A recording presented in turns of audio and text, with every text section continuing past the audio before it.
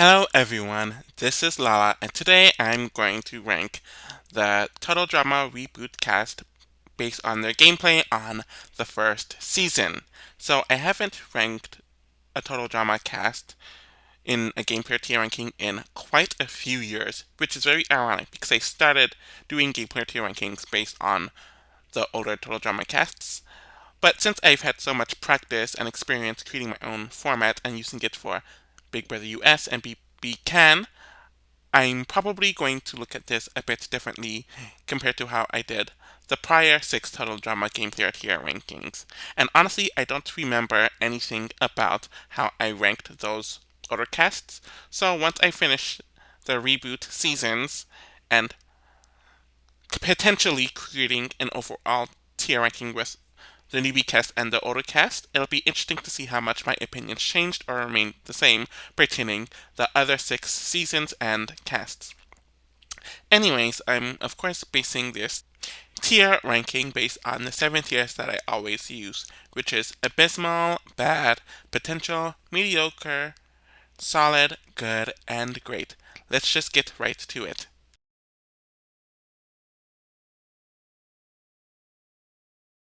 So, at last place at 16th, and the first person in this tier is Axel. I literally did a last minute switch pertaining this person and the person who is at 15th right as I started recording this. So that's how quickly things can change. So, anyways, she's really bad this season, and her performance is very similar to Eva's on Total Drama Island. Despite being arguably the strongest woman on the cast, instead of using that to dominate the season, she uses it to intimidate and scare people, in which she mainly did during her conflict with Ripper, kicking him off the boat before the challenge even starts and putting her team at a disadvantage. Her temper gets the best of her, and the way she expresses her disgust and dislike of others, as well as her overall aggression and weirdness, causes her social game to really suffer, and she really puts no effort into this area. What I will say about Axel is that she wants to be a leader, and she could be a capable leader, but her temper gets in the way, and she has no consideration for strategy.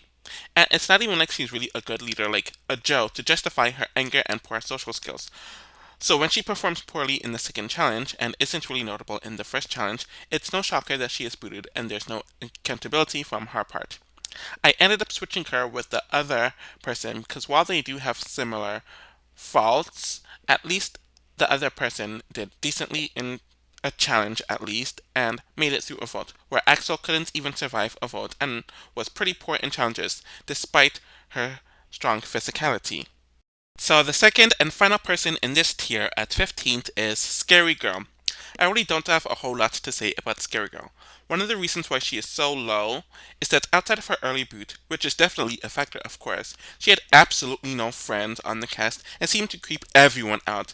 And when that was not happening, she wasn't interacting with anyone.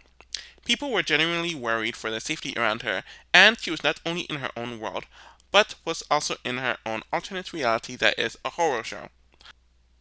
Obviously, this puts her below a zero, but beyond it being a negative, when you're having a conversation that involves two people in two completely different realities, it's really just nothing you can do there, and she is always thinking about sending someone to their maker, if you can catch that reference. When it comes to the challenges, she only cares when she has to do harm to someone. There are moments where she does perform well, like the second and third challenges, and there are moments where it causes her to fail, like her final episode, where she decides to decorate the skeleton instead of bringing it to Chris to win the challenge. She could have been a swing vote, but scared off too many people to the point where she was easily booted. There is also the fact that she kind of forgets that she is in the game and never even thinks about strategy, which stands out even more on a more strategic cast. She's higher than Axel because at least she made it through a vote and was better in challenges.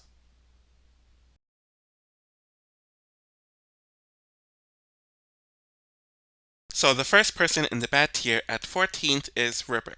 Yes, I am putting someone who made it to the merge lower than a decent amount of the pre-mergers. Usually when something like this happens, it's because I see the person who made it further show a lot more bad than good, so it causes me to rank them down lower. Ripper from the beginning went out of his way to aggravate people, where he made fun of a lot of them for being nerds or having different interests than him. in a social game that is really horrible, and he didn't pay any attention to that aspect.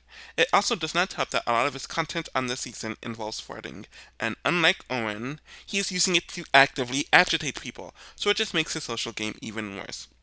When it comes to the challenges, I don't think he's that bad in them, but he's not as good in them as he thinks or as he would expect to be, despite him ranking in one of the challenges that all the men on their team are the strongest and all the women are the weakest, only to do poorly in that particular challenge.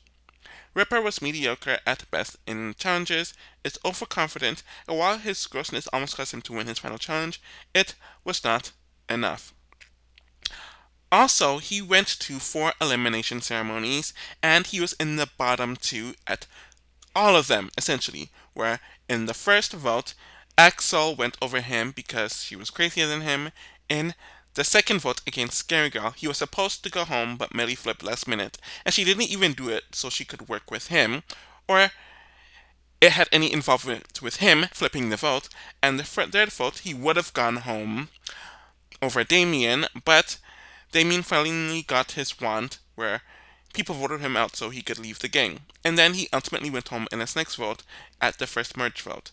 So, yeah. While he wanted to play the game, and he seemed to try to play strategically, he wasn't good at it whatsoever.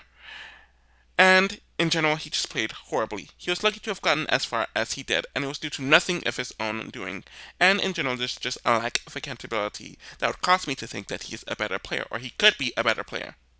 So the final person in this tier at 13th is Nichelle. I don't really know how to feel about Nichelle, to be honest, especially when it comes to her gang. It seemed like she was doing fine enough for the first 2 episodes, since she was not notable regarding the challenges for positive or negative reasons, and she did not seem disliked. If anything, she seemed to be pretty liked, since she's a teen star actress who acted in a lot of movies and shows, and celebrity status caused people to want to feel comfortable with her. If Nichelle was smart, she would have just used this to carry her through the season, but ultimately that did not happen, since she was an early boot. It was clear that there was no strategy behind any of her actions, especially on a cast that is a lot more strategic. In our final episode, everyone is expecting her to be a beast, due to all of the action movies that she took part in, but it is clear that some people forgot or didn't know the concept of stunt doubles. When it was her time to perform for her team and win it, she completely fumbled the bag. She revealed that she did not do any of her stunts and pretty much lied about it, so she was booted unceremoniously. There was no strategy pertaining to what is happening at all throughout the season, and like the others, who were essentially hated by most people and couldn't communicate, she was decent enough socially where I considered putting her in the potential tier, but there just wasn't enough that would justify me putting her there.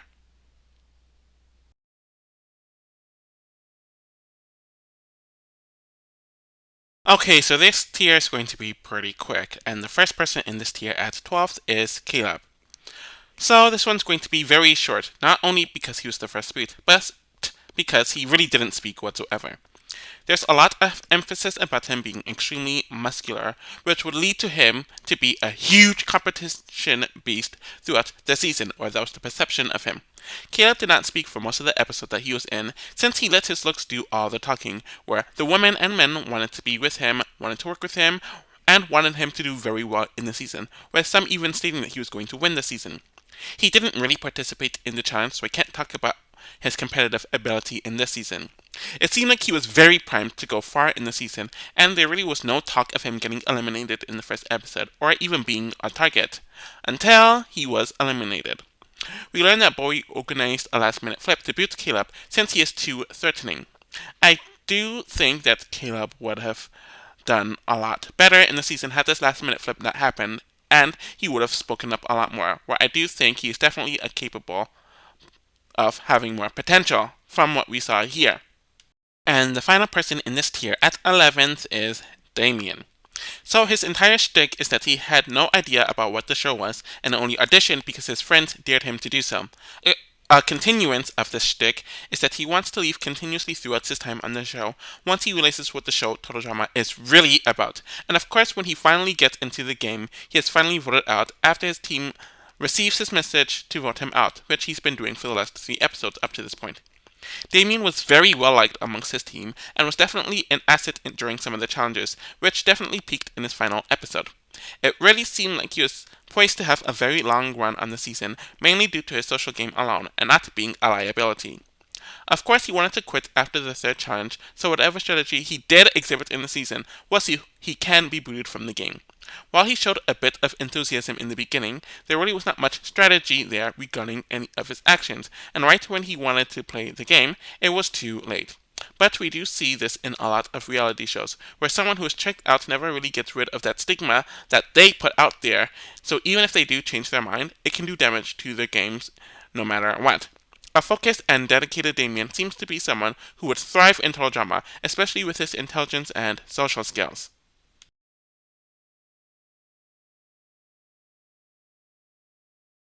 So at 10th is Chase, and he's the first person in this tier. He is a very weird one to me. While he is definitely seen as unlikable, which will eventually be his undoing on the season, he was never really targeted during his time on the season, especially during the pre-merge. I'm mentioning this because someone like Ripper, who is arguably just as unlikable as Chase, was targeted at various points throughout the pre-merge and barely made it out of those votes. Chase did help his team win quite a few challenges, which I guess makes sense since he is an influencer who does crazy challenges in his real life, so I can see why he was left alone for most of the pre-merge. He was being targeted by Julia once the merge started, and he didn't even know it, but got out of it due to nothing of his own doing, though only Julia targeting him was dumb and she was the only one who was doing it, and he wasn't really in danger. I will say that he was not thinking about the game much strategically. It was clear throughout the season and the many slight interactions we saw throughout the season that he was close to Ripper and Z, but it never really seemed like an alliance, and he wasn't really aligned with anyone else on the team. It wasn't until a few episodes into the merge where he decided to work with Emma and Bowie, which they initiated, which they used to vote out Z. Not a good move, especially for Chase, and then Bowie ended up turning on him in the following episode. He could have won his final challenge, but blew it and knocked off several people for pizza, and his unlikable ways being exposed in that episode was just too much. Pretty solid in challenges, nondescript but not actively poor strategically, and poor socially, but not the worst, causes him to be at the bottom of the mediocre tier. So at 9th is Z. There's clearly a ceiling with Z, and there is a floor with him too, pertaining his capabilities. He is not a bad player since he is able to make a decent amount of friends, does not piss people off, and does not over-strategize whatsoever. He can be an asset in challenges and really is not going to draw a lot of attention to one another. When you really think about it, Z has one of the best social games in total drama history, as he is able to make friends with anyone and he doesn't have any enemies. Due to this, he made it through the pre-merge portion of this season, since he is not a liability in challenges and is not a social pariah. But when it is time for the merge, you do see more of his faults as a player. What was interesting to me is that he used his amputee leg as a way to build more social capital, so it showed that he could be strategic, at least in a very basic manner. He lies and creates a bunch of stories about how he lost it, or other stuff pertaining to it to draw people in, and we actually see it work. On his final episode, he really was not a target by anyone, since there are two alliances. One being Millie, Priya, and Julia as one alliance, and Emma, Chase, and Bowie being in another, and he was the swing vote. This is a prime position to be in during a reality competition show based on voting, and he should have been the safest person ever and used this to carry himself through the endgame. But he couldn't write the middle well, made it pretty obvious to everyone, and then he had the WTF moment of trying to get everyone to vote out Chris. Apparently, they already voted when this happened, but Chris allowed them to revote, which never happens unless there's a tie in Survivor, so you could argue that his elimination was unfair in that regard. He has the social skills and is competent in challenges, but his poor strategy put him in this tier, especially with how he self-sabotaged a really brilliant position. Okay, so the final person in the mediocre tier at 8 is MK, and this is a last minute switch since I had two other people be in the mediocre tier as well, which I'll get to them soon, but I ended up moving them up, so it leaves MK to be the last person in this tier. Honestly, I'm very shocked that she is this high on the list, since she is a pre-merger, so she outlasted a few people that went out much later than she did. One of the reasons for this placement is that MK was very aware of strategy, and it's easily her biggest strength. She knew that sucking too much in challenges, where you're always performing the worst, is a quick way to build a target amongst yourself, and also doing too well in challenges is also a way to build a target on yourself. Due to this, she wanted to perform in the middle of the challenges, so she won't be noticed in either direction, and intentionally wanted to play under the radar. I feel like we really don't see people actively talking about playing under the radar on Total Drama, though many of them do it. MK is just very aware of it. So the main issue with MK is her social game. While she was not outright disliked, like many of the early boots in the season, even some of the people who were booted after her, where they went home primarily due to being disliked, she wasn't really liked either, and had no close connection to anyone in the season. She was already in the bottom two during her second vote against Nichelle, so this was a signal that her position on the team was very weak, and she did nothing to improve it. I will say that she was seemingly safe for most of her final episode, where she was going to stay over Julia, until Julia pulled off her move to save herself. In general, pretty good strategically, especially with how she used the confessionals to her advantage, and it really wasn't cheating. Intentionally decent in challenges, and pretty poor socially, where she would have been in the upper tier if her social game was better.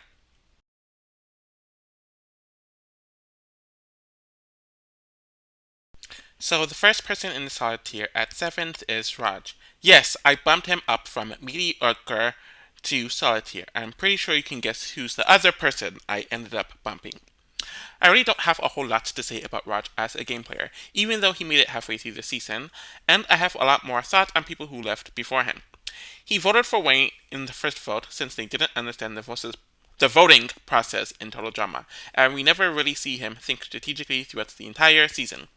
Obviously, his real life friendship with Wayne will lead to an alliance between them, and we do see him get close to Bowie, so he was in a good position on this team, especially adding on to the fact that Emma was close to Bowie too. But I'm pretty sure Raj was not thinking about all that strategically, though it was his relationship with Bowie that gave them that good position. And by them, I mean himself and Wayne.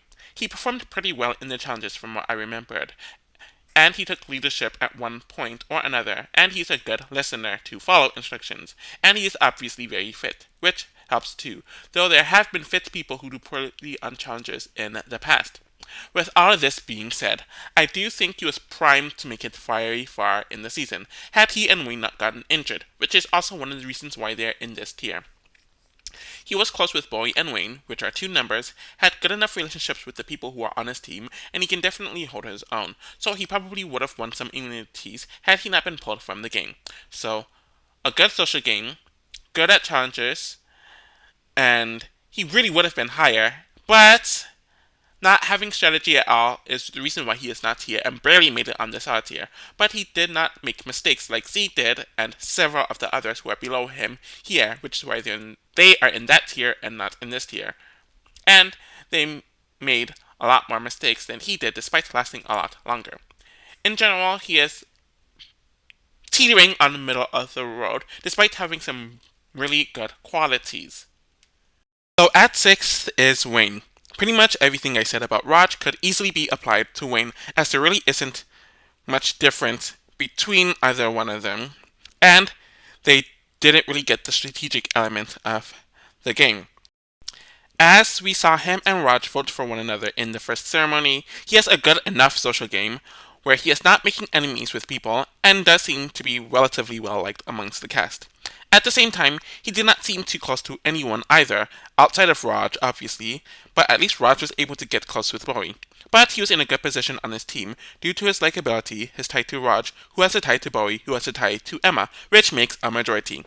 I think a major difference between himself and Raj, which is why I put Wayne higher than Raj, is that Wayne is more likely to take a leadership position, which we see in a few of the challenges. Wayne led the second challenge where he was able to get his team the win for that episode, and also came up with a plan with Raj during the 5th episode, which caused their team to win as well.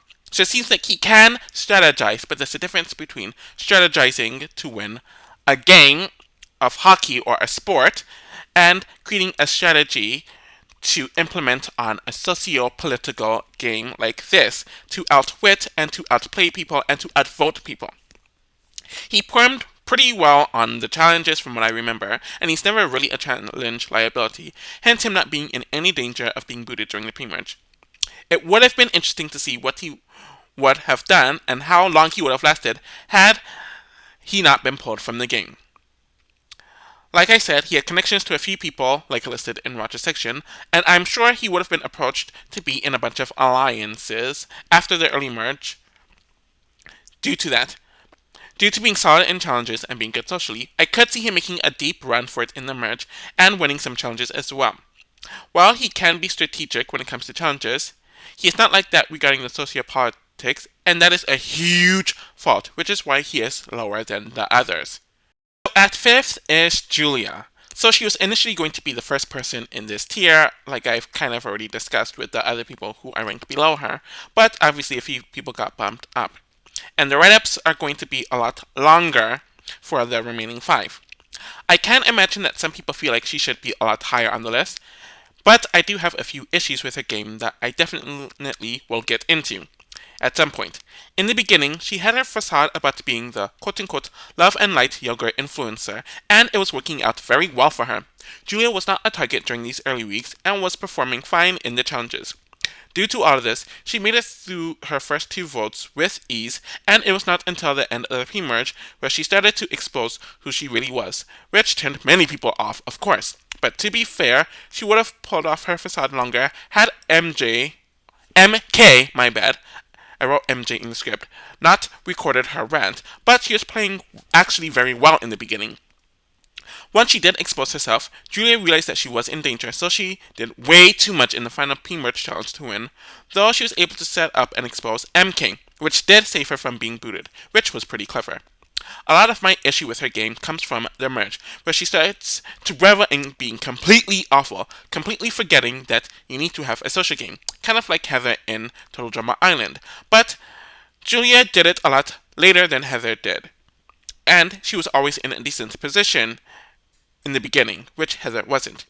It got to the point where Julia's main strategy was for her to win out the rest of the season, and that is not a reliable strategy.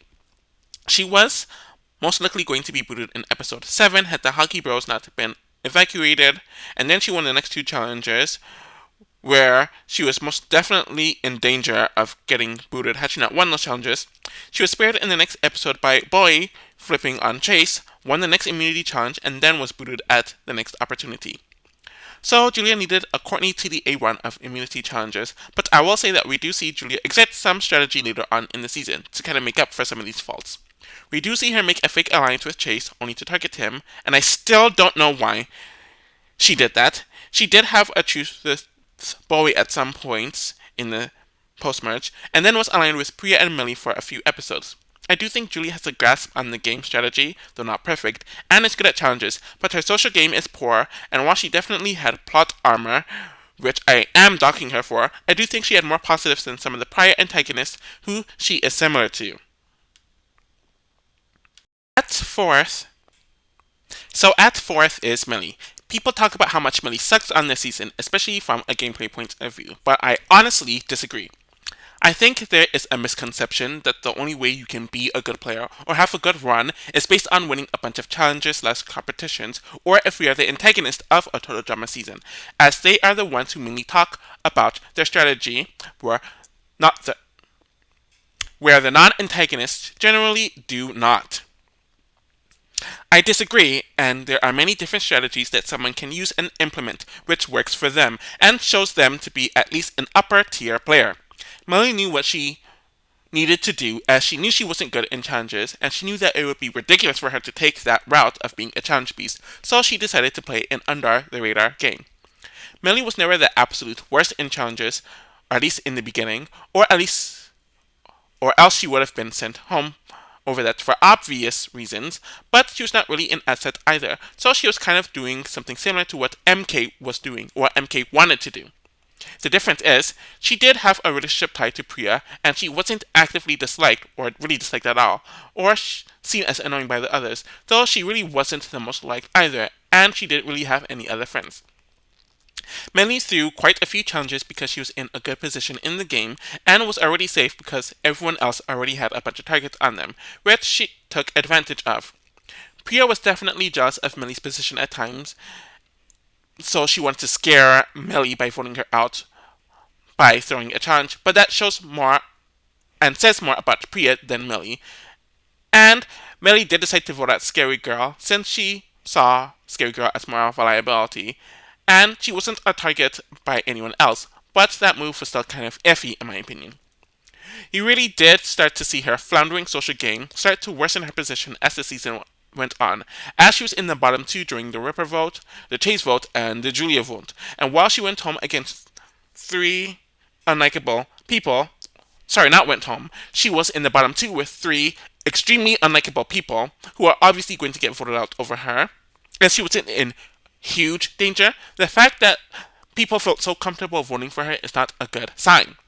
And ultimately, you do need to win a challenge to win the game, especially the final challenge, and she performed poorly in the final challenge, so her poor challenge performance was not good either, especially at the end game. Millie played to get to the end, which is fine and a solid enough strategy, especially when you are against people you can beat, but she cannot beat the other two finalists, which is why her fate was what it was. So the final person in this tier and the bronze prize of third goes to Emma.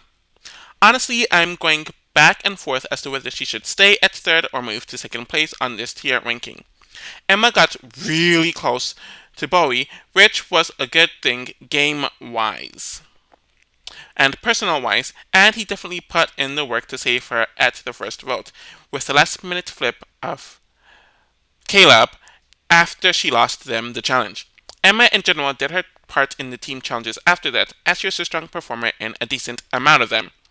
Outside of being a useful teammate, she was in a good position on her team, since she was tied to Bowie, who was tied to Raj, and who was tied to Wayne, and like I mentioned in the others, that is a majority. Overall, I think she played very well in the pre-merge, though there were moments that she was too distracted by Chase and needed to be led by Bowie. She continued her bond and relationship with Bowie throughout the merge and actively avoided being a target for most of the season and getting back together with Chase, though they did break up and get back together a few times, and gave her more positionality, where it was due to this relationship where the three of them approached Z with an alliance after she got Chase and Bowie to be in an alliance. I believe she agreed to work with Chase when they were not back together yet, so it showed that she is willing to work with an enemy for the benefit of the game. Ultimately, she won the challenge that got Chase booted, though it was kind of by accident, and she ended up getting booted right afterwards because she almost won her final challenge. While it is smart to keep Chase, and it was not the best idea for Bowie to vote out Chase, going out of her way to target Bowie of all people when there's three people who are in an alliance, and two of them are as tight as knits, and ruining her own allegiance to Bowie when she has no other allies, and when one vote and one ally matters a lot in the end game, is really, really dumb, and it's why I kind of had to dock her lower. Also, I get her frustration about the Chase situation, but it's a part of the bigger problem with her, as she let her obsession with Chase blind her at several times throughout the season, which is why I ultimately put her in the solid tier and at third place instead of second place and in the good tier, which I did debate about for a while with Emma.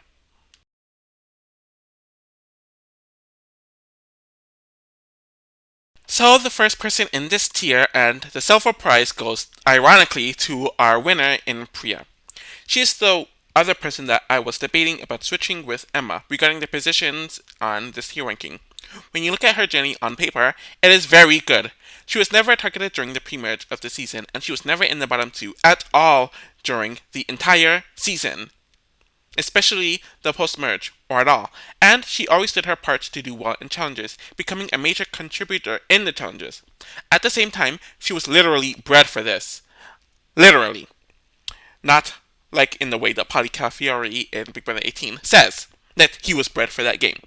Anyways, her parents trained her from literal birth to thrive in reality TV competitions, so she is extremely athletic and understands the concept of strategy. We do see her training Millie on doing better in the challenges at several points throughout the season, and she did try to recruit Scary Girl so they can have the majority on their team, and she did have a good social game as well, since she was relatively well liked.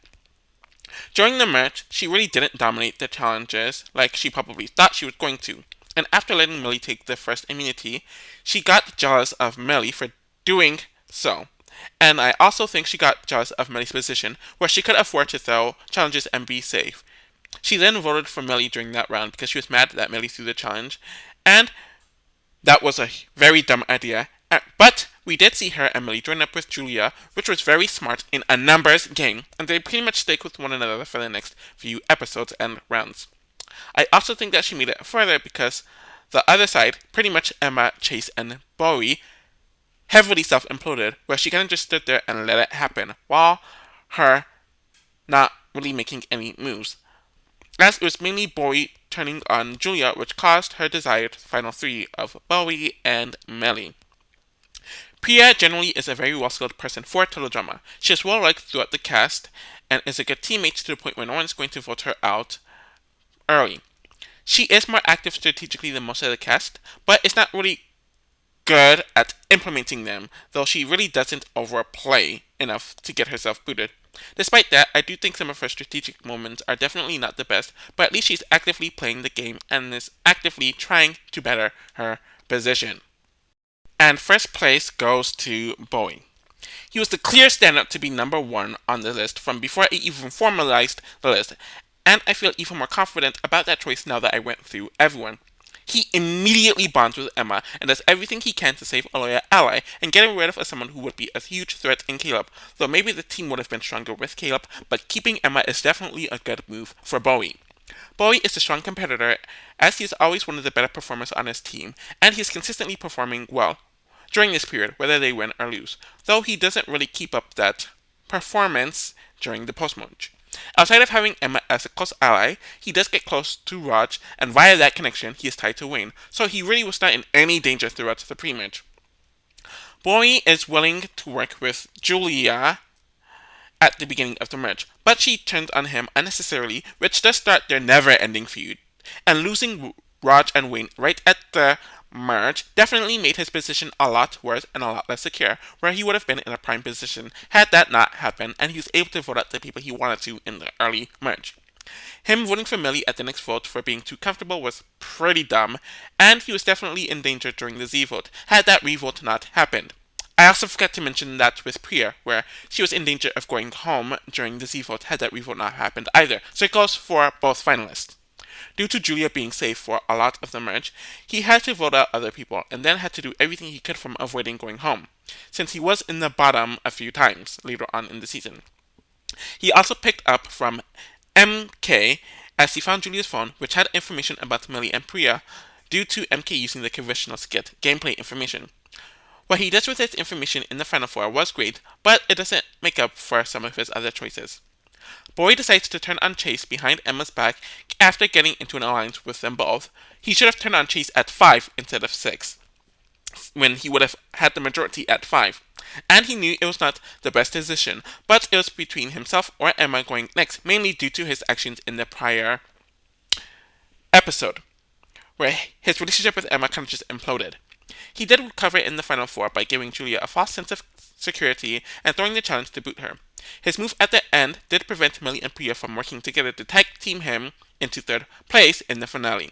I will say that Bowie made a decent amount of really good moves, did not really need to rely on contrivances or a challenge run via disguised plot armor to make it to the end, and was even unlucky with the DQs, but I couldn't put him in the great tier due to some of his mistakes. So here he is, just in the good tier.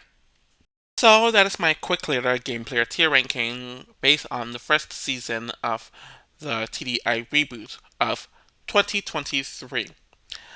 Obviously, I'm going to continue my Big Brother videos, and I'm going to get right into rewatching the Total Drama Reboot 2024, which honestly I'm not looking forward to. But maybe with it ending a few months ago, I'll have better opinions on it since things are more solidified and I'll be more positive, but who knows? Anyways, thank you all for watching and take care. Bye!